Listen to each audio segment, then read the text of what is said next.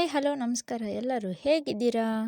ಹಸುವಾಗ್ತಿತ್ತು ಅಂತ fridge open ಮಾಡಿ ನೋಡಿದ್ರೆ ಒಂದು ಸ್ವಲ್ಪ ತರಕಾರಿ ಮತ್ತು ಒಂದು ಕ್ಯೂಬ್ ಪನ್ನೀರ್ ಇತ್ತು. ಹಸುವಾಗ್ತಾ ಇದೆ, ಏನು ಮಾಡೋದು ಅಂತ ಗೊತ್ತಾಗಲಿಲ್ಲ. ಬನ್ನಿ ಇದರಲ್ಲಿ ಏನಾದ್ರು ಮಾಡೋಣ.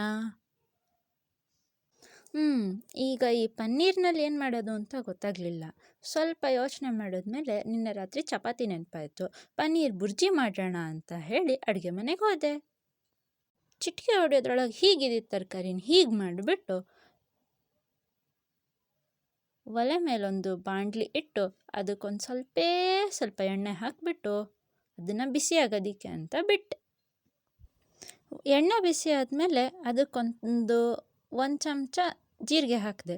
ಜೀರಿಗೆ ಹಾಕಿದ್ರೆ ಜೀರಿಗೆ ಡ್ಯಾನ್ಸ್ ಮಾಡೋಕ್ಕೆ ಶುರು ಮಾಡಿಬಿಡ್ತು.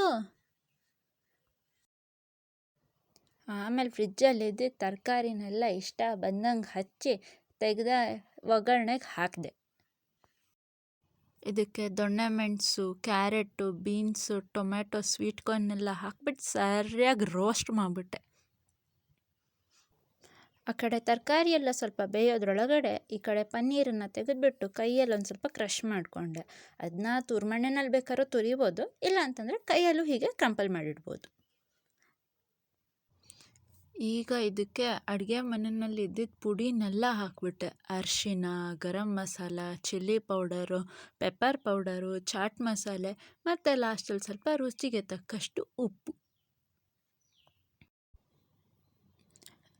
ಹಾಕಿದ್ಮೇಲೆ ಪನ್ನೀರ್ ಹಾಕಿ ಚೆನ್ನಾಗಿ ಒಂದು ಸ್ವಲ್ಪ ಫ್ರೈ ಮಾಡಿ ಮಸಾಲೆ ಎಲ್ಲ ಅದು ಅಬ್ಸಾರ್ಬ್ ಆಗೋವರೆಗೂ 1-2 ನಿಮಿಷ ಅದನ್ನು ಹಾಗೆ ಕುಕ್ ಆಗೋಕ್ಕೆ ಬಿಟ್ಟರೆ ರೆಡಿ ಆಗುತ್ತೆ ಪನ್ನೀರ್ ಬುರ್ಜಿ.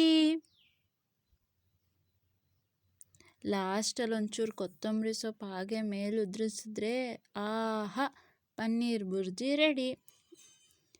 ಬನ್ನಿ ಇವಾಗ ಆಶೀಶಂಗೆ ಕೊಟ್ಟು ಹೇಗಿದೆ ಅಂತ ಕೇಳೋಣ. Honest review.